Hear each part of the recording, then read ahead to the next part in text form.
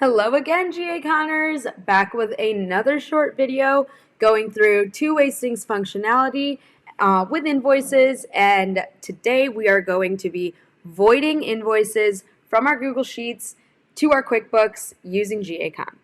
To get started, I have my typical invoice get accounting data report pulled here.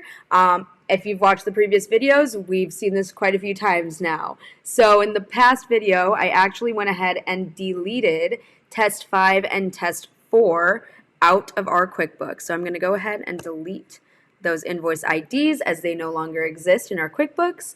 And then I'm going to show you on test 3, 2, and 1 how we can mass void invoices from our Google Sheets. So selecting all the rows that I am going to be voiding, and then going to upload accounting data to G-Accon LLC.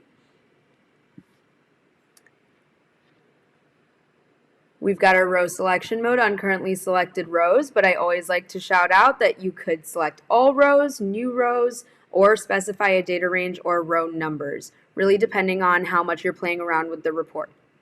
In this demo, I'm just going to stick with currently selected rows, as you can see here, making sure our QuickBooks object aligns with our invoice report, and the operation we'll be selecting here is void.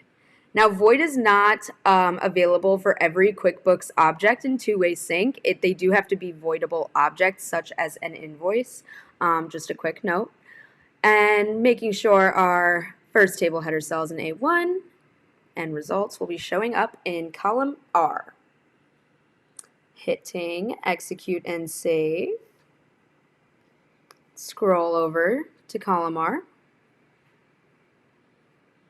We had these guys, and as you can see, date and timestamps are proving this successful. We did not create anything new. We did not delete anything on the other hand either, but we voided these invoices rather. So let's go check it.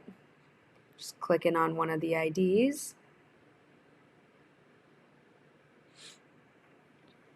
And here you see payment status void. So the invoice itself does still exist in QuickBooks Online. However, it has officially been voided out.